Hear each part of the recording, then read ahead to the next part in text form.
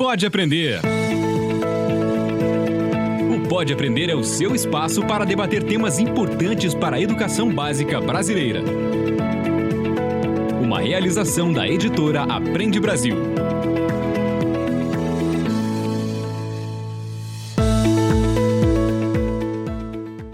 Olá, eu sou a Danaê Búbalo, seja muito bem-vindo, seja muito bem-vinda ao Pode Aprender, o nosso bate-papo qualificado sobre a educação básica brasileira. Você já sabe, né? Puxe uma cadeira, faça aquele cafezinho ou então deixe essa conversa aí rolando no seu carro. Hoje nós vamos trocar muitas ideias e aprendizados.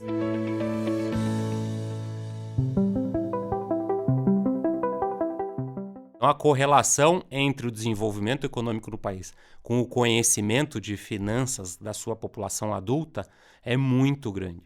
Mais uma razão para nós querermos educar nossas crianças para que quando eles se transformem em adultos, eles tenham um conhecimento financeiro.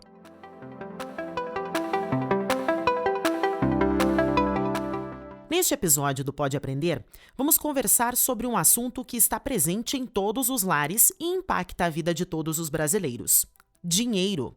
O tema de hoje é Educação Financeira e Empreendedorismo na Educação Básica.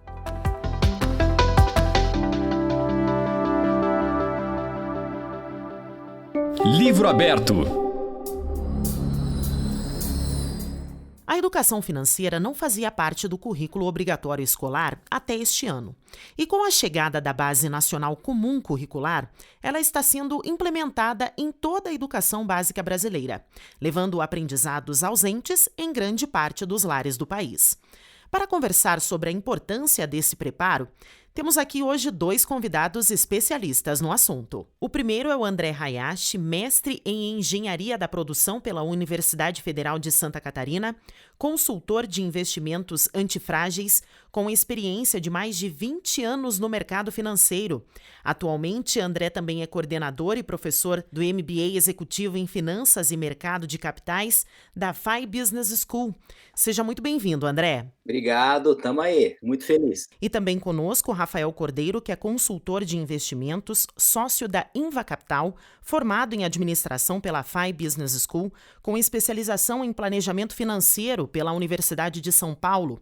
Rafael foi um dos primeiros profissionais com a certificação internacional CFP no Brasil. Ele também possui a certificação para analistas de investimentos e mais de 20 anos de experiência no mercado financeiro, finanças pessoais e finanças corporativas. Rafael foi coordenador do curso de Finanças Pessoais do EAD da Universidade Positivo e ministra a palestra Cenário Econômico e Estratégias de Investimentos. Seja muito bem-vindo, Rafael. Obrigado, Dana. É um prazer imenso estar aqui falando de finanças pessoais e educação, algo muito importante para o nosso país, né? Bom, com uma mesa super preparada, vamos ao que interessa. Pega a caneta que é hora de se aprofundar no assunto. Pega a caneta.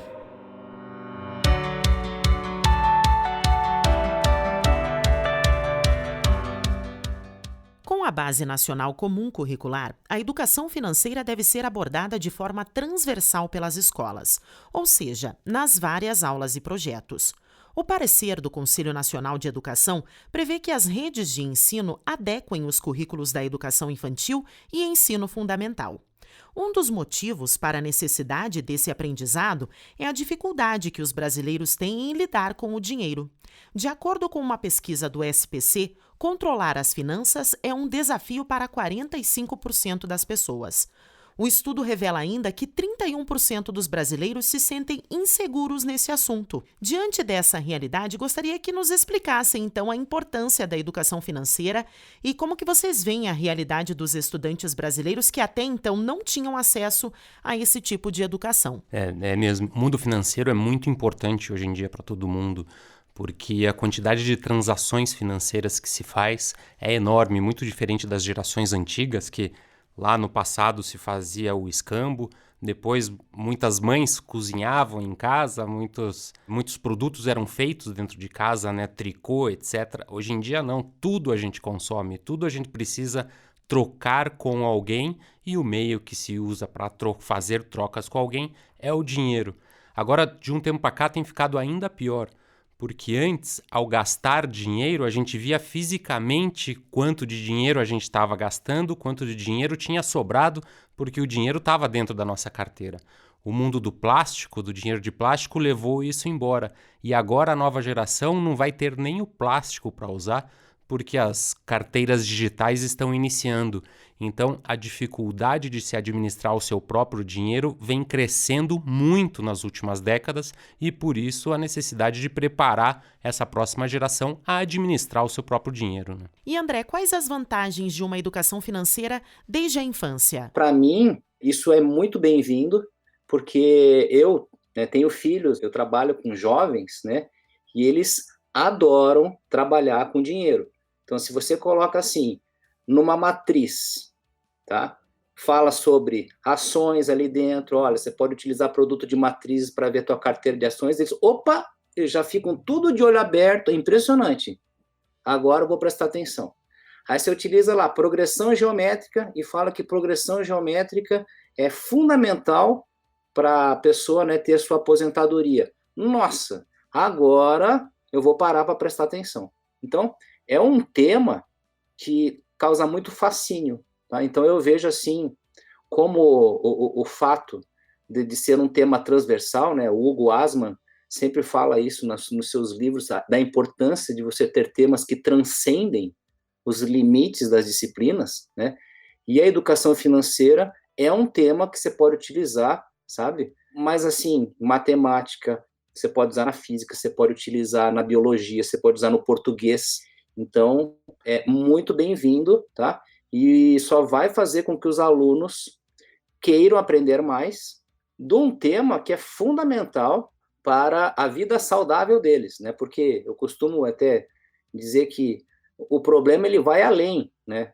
A educação financeira, ela é necessária para, digamos assim, expiar alguns problemas que a gente carrega de cultura. Por exemplo, gente, a minha mãe é alemã, e vocês sabem que alemão é muito preocupado com dinheiro, certo? E meu pai é japonês, outro que é super preocupado com o dinheiro.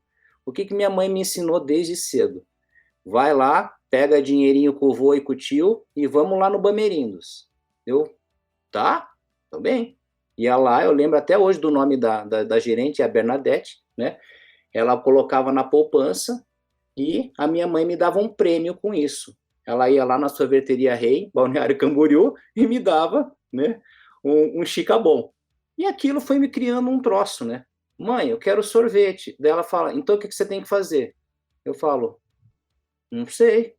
Ué, você não aprendeu ainda? Vai lá, pega dinheiro com o teu tio, pega dinheiro com o teu avô e vai lá. E foi criando um condicionamento em mim. Então, assim, veja como isso é cultural, né? Que eu aprendi isso quando eu era bem criança.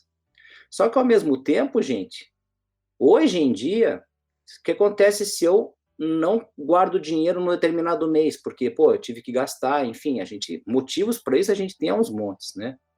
Eu sofro por causa disso. É uma coisa que você tem que trabalhar desde cedo, né? Mas de uma maneira saudável, com pesquisa científica, para também, né, mostrar para as crianças, né, que o importante não é só o dinheiro, né, que tem outras coisas que são importantes também. Então, o dinheiro também é importante, né, porque senão acaba também causando, às vezes, um trauma, né. Então, ao mesmo tempo que me beneficiou, que quando, né, eu estava namorando, a gente teve uma surpresa, né, a minha namorada engravidou, eu tive a sorte de engravidar a mulher da minha vida, né? Então, o que eu tive que fazer? Pegar o dinheiro que eu tinha guardado e compramos a nossa casa. Então, foi ou não foi importante, gente? Foi importantíssimo, né? Ter esse hábito, né? De guardar dinheiro. E agora eu quero saber do Rafael. Rafael, você teve alguns exemplos práticos em casa que puderam contribuir com a sua formação mais aprofundada na área financeira? O meu pai, ele era empreendedor, era empresário. E com uma boa noção de matemática e uma ótima noção de fluxo de caixa. E isso me ajudou bastante a aprender sobre finanças corporativas, na verdade. E depois é que meu mundo se tornou mais de finanças pessoais. Então eu tive essa facilidade de ter alguém que era empresário com um bom conhecimento em matemática, porque finanças e matemática está realmente muito ligado.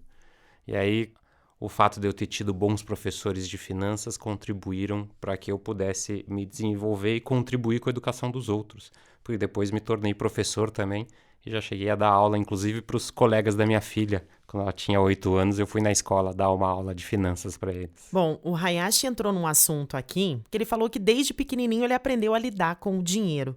Mas existe uma idade indicada para começar a se ensinar sobre a vida financeira, sobre investimentos? O que você acha, Rafa? A educação financeira tem que ser muito aos poucos, eu diria.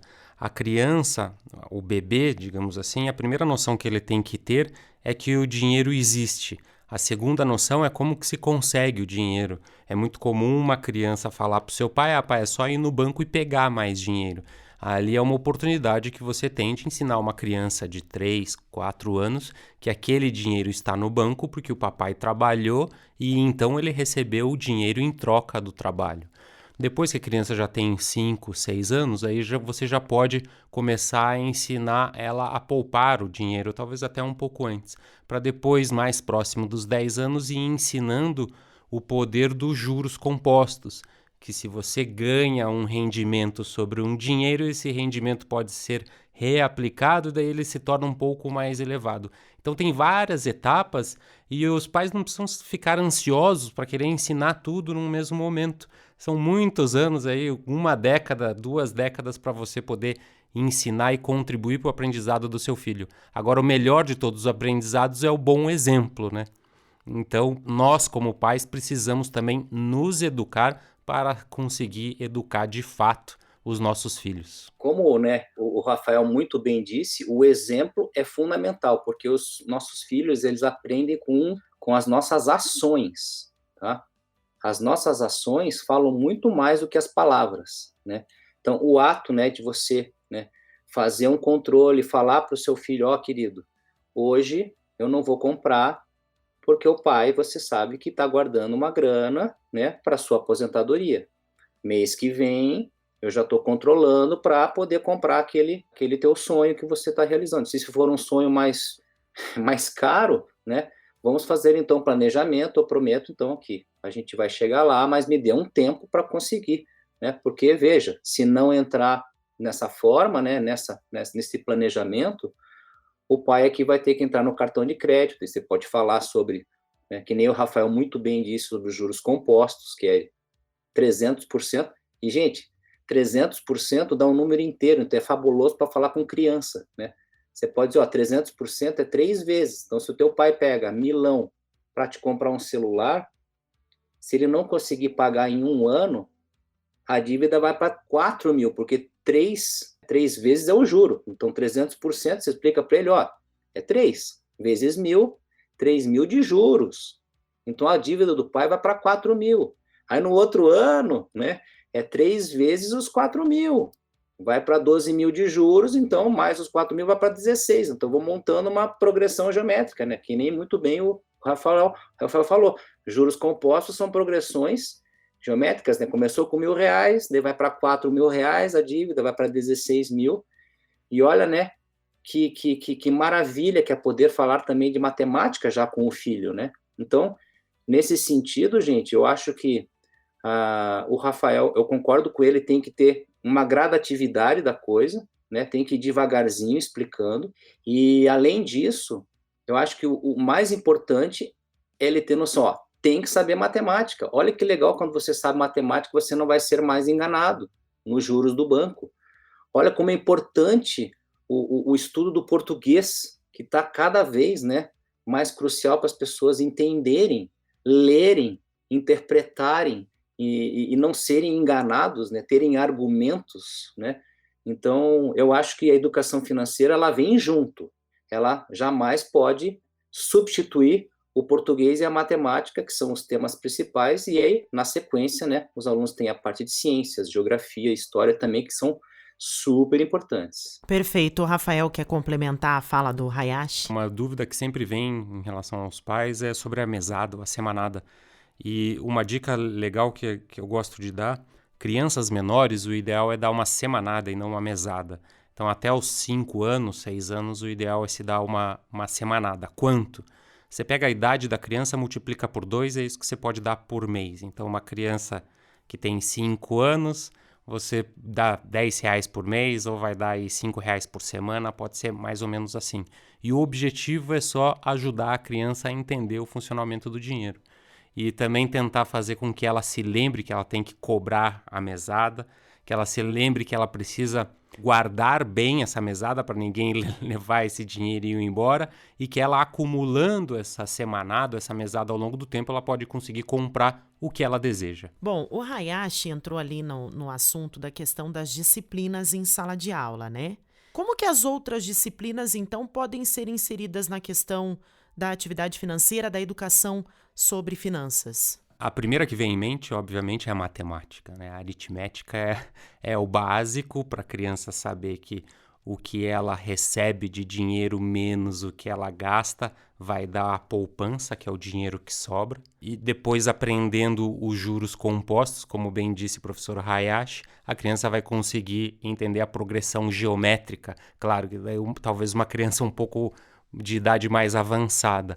Uma outra forma de educar, que o próprio Hayashi falou, a geografia, você ensinar que cada país tem dinheiros diferentes e que você consegue trocar um dinheiro pelo outro e que o valor de cada dinheiro é diferente. Então, tem algumas formas de você levar o conhecimento das finanças nas diferentes matérias que as crianças têm. Outra coisa bacana, né, a gente faz metodologias ativas, né, com os nossos alunos, onde você faz jogos. Então, dependendo da idade, você pode fazer um banco imobiliário.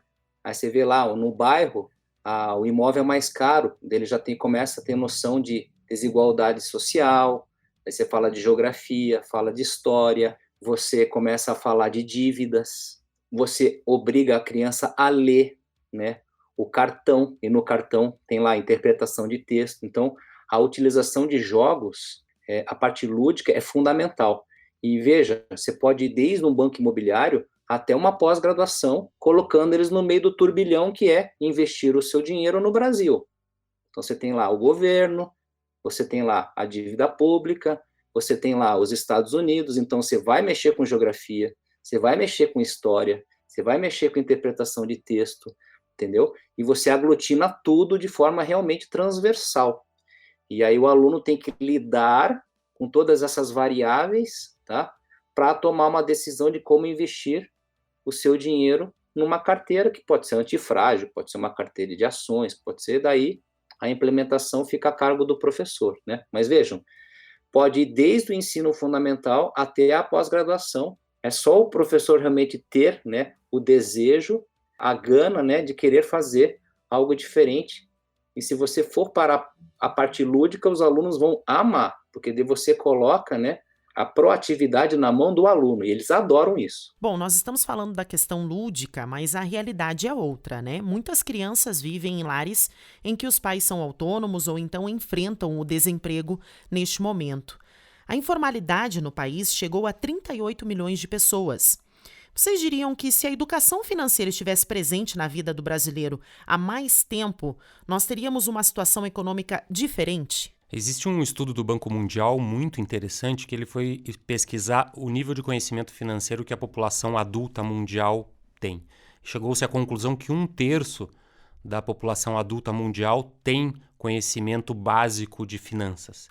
O Brasil está nessa média, 1/3 também. Mas é interessante observar os países mais desenvolvidos, como Luxemburgo, Suíça, Suécia, Noruega, Nova Zelândia. Nesses lugares é o inverso. Apenas 1 de cada 3 adultos não tem conhecimento básico de finanças. Então, a correlação entre o desenvolvimento econômico do país com o conhecimento de finanças da sua população adulta é muito grande. Mais uma razão para nós querermos educar nossas crianças para que, quando eles se transformem em adultos, eles tenham um conhecimento financeiro.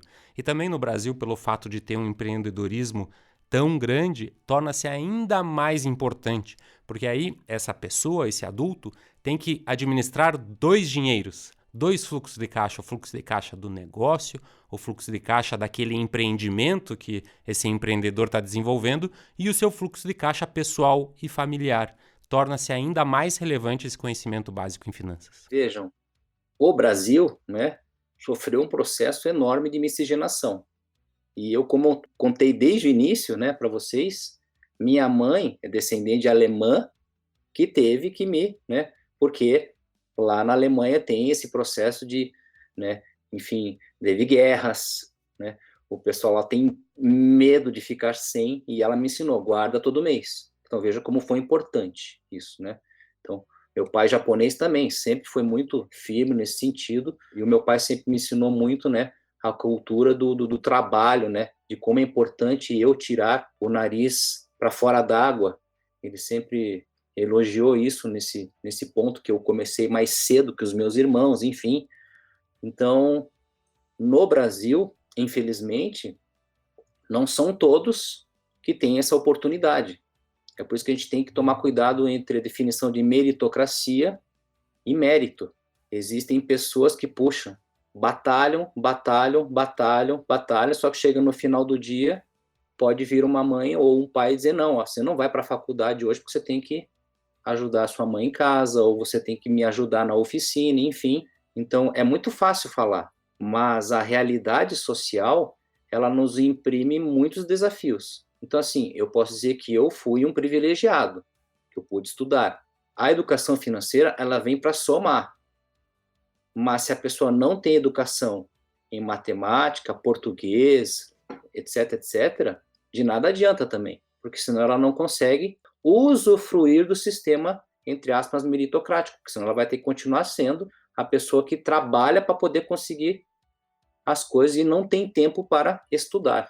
Então, eu vejo que é um desafio que é um tanto sistêmico, e então tem que ser trabalhado em vários, né, em várias dimensões, não apenas, né, adotar a educação financeira vai resolver, mas como o próprio Rafael falou muito bem, veja que há uma correlação estatística muito forte entre os países que têm, né, 2/3 de pessoas educadas financeiramente, enquanto que no Brasil não tem, nem chega a 1/3 aí, e enfim, mas é por causa que realmente precisamos melhorar em termos educacionais como um todo, para que nossos pontos de partida possam estar, né, mais próximos. Daí aí eu vou começar a acreditar que o sistema é meritocrático, né? Então, Rafael, nós estamos abordando a questão das finanças, né? Mas como que o empreendedorismo pode ser abordado em sala de aula dentro da perspectiva dos investimentos? Eu sempre gosto de falar do ciclo financeiro, né? O ciclo financeiro nasce quando uma pessoa trabalha ou desenvolve um negócio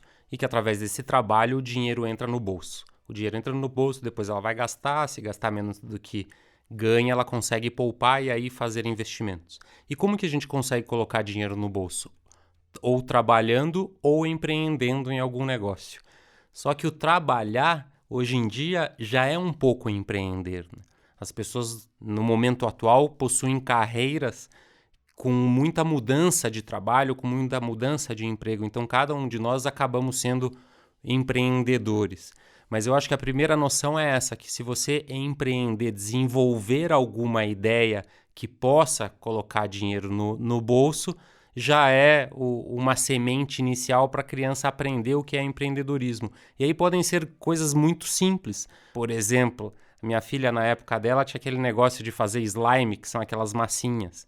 Então ela fazia melhor do que as amigas dela. Ela teve uma ideia de fazer as massinhas e vender essas massinhas. Aí ela ganhava o dinheiro dela. Só que aí eu cheguei um dia e falei, filha, mas você sabe o quanto está te custando fazer cada uma dessas massinhas?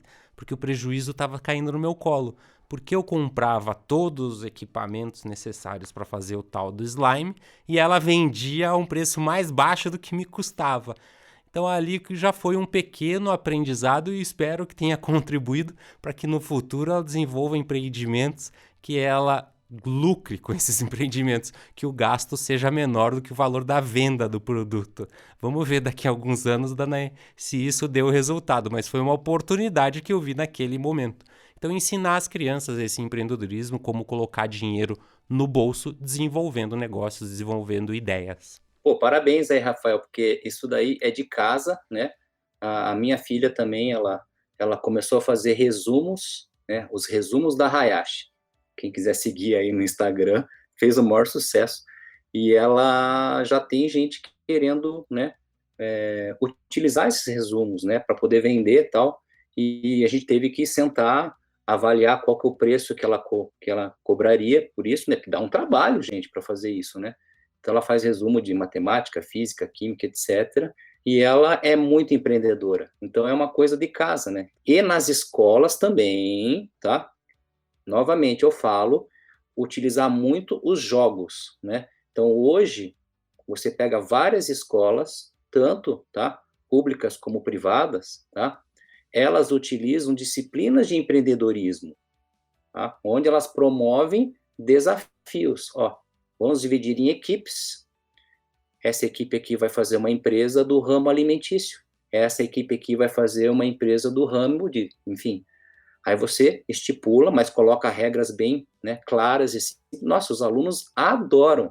E vamos ver quem ganha o jogo, quem consegue chegar com mais dinheiro no final. Então, o empreendedorismo vai se tornar cada vez mais, gente, disciplinas. Disciplina de empreendedorismo. Assim como tem a de matemática e tem, né, a de português. Quem adquire um conhecimento maior nesse tema de hoje sabe da importância dele, então, no dia a dia e também no futuro. Para a gente encerrar, Rafael, na sua visão, quais são os entraves que têm impedido a real inclusão da educação financeira de forma homogênea pelas escolas do país? Eu acho que o principal entrave é a preparação dos professores de um sistema. Os jogos, a forma lúdica de ensinar as crianças é fantástica. E com o dinheiro ainda fica mais fácil de você ensinar de maneira lúdica. Agora, quais são as escolas que possuem equipamentos ou possuem jogos e quais são os professores que já estão capacitados para ensinar essas crianças? Eu acho que o entrave é esse, é um tema novo que está entrando dentro de sala de aula e, obviamente, precisa capacitar e oferecer instrumentos para que esse conhecimento possa ser dado. Algumas escolas particulares já vinham trabalhando isso há alguns anos e agora torcemos para que isso consiga ser rapidamente incorporado também ao ensino público. E além dessas discrepâncias, né, que existem entre professores, alguns têm treino para isso, outros não têm, ou seja, é necessário um investimento, né? Aí é vontade política, né? Vontade política de querer investir nisso. Há também, olhando um pouco mais além, fortes interesses comerciais para que essa educação não chegue. E, infelizmente, você concorda que se você tem um Hayashi que não tem dívida, é péssimo cliente para o banco. Eu sou um péssimo cliente para o banco, porque ao invés de eu tomar dívida, eu invisto. E se bobear, eu não invisto ainda no CDB do banco, eu invisto num título público, ou seja, da minha parte, o sistema bancário não capta quase nada. Então, infelizmente, isso a gente chama de iatrogenia, é um termo que o Nassim Taleb utiliza muito no livro dele, é quando o agente atrapalha a sua evolução. Há fortes interesses no mercado financeiro, infelizmente, para que não necessariamente a pessoa faça o que é correto. Então, além dessa discrepância entre treino, né, entre capacitação dos professores, há uma competição muito grande pelo dinheiro das pessoas. Bom, chegamos ao momento aqui do nosso programa em que ouvimos um exemplo de inspiração sobre o assunto e hoje nós vamos ouvir um exemplo de um município que utiliza o sistema de ensino Aprende Brasil e realiza um projeto que aplica a educação financeira em sala de aula. Para se inspirar. Meu nome é Raquel Trentin Araújo, sou professora de matemática na Escola Municipal de Ensino Fundamental Padre Pedro Piccoli, na cidade de Carlos Barbosa, Rio Grande do Sul. Dentro da educação financeira, eu desenvolvi com uma turma de 9º ano um projeto envolvendo o empreendedorismo. Na primeira atividade, eles pesquisaram o significado dessa palavra. Na aula seguinte, nós discutimos o conceito para que eles soubessem do que nós iríamos trabalhar. Como segunda atividade, eles precisaram criar um produto inovador, algo que ainda não existisse no mercado, ou uma melhoria em algum produto já existente. Eles precisavam, então, determinar um nome para esse produto, né?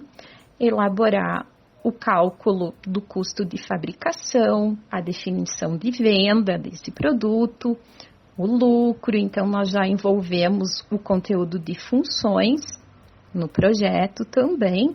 Além disso, eles precisavam criar um folder que fosse a propaganda deles.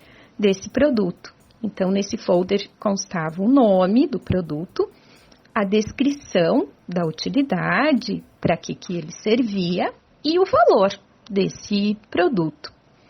E todo esse material foi exposto numa amostra feita pela escola. Os resultados foram muito positivos. Os alunos tiveram ideias muito originais, eles foram muito criativos, gostaram muito de desenvolver todas as atividades e conseguimos alcançar o nosso objetivo, que era envolver a educação financeira, o empreendedorismo e de uma maneira diferente.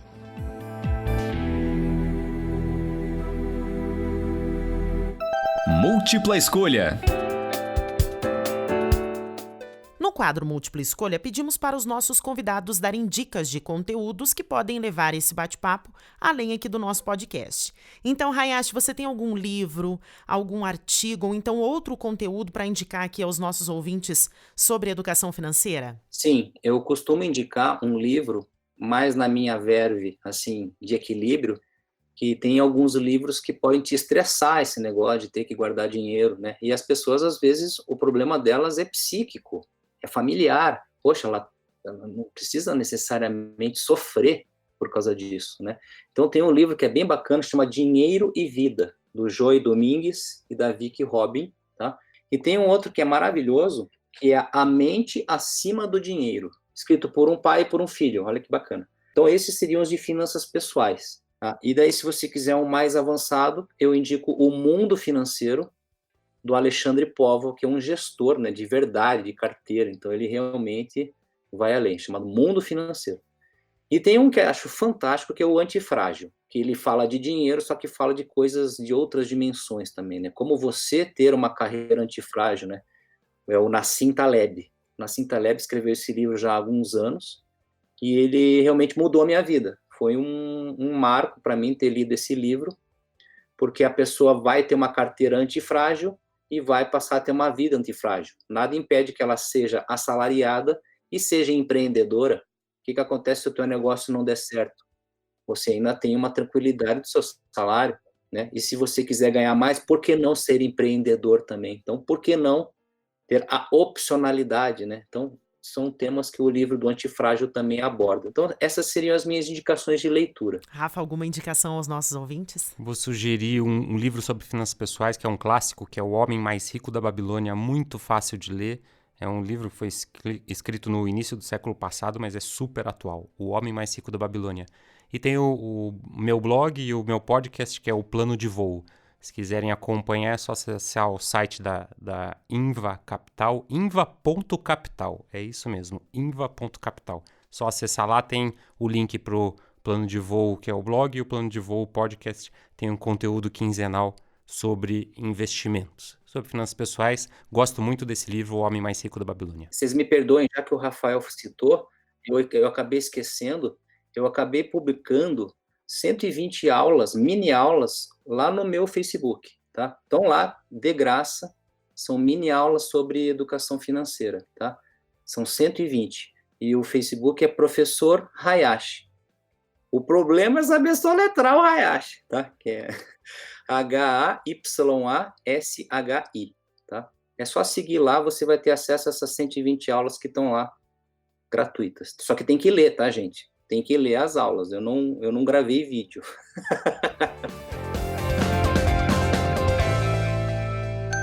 Diversão para casa.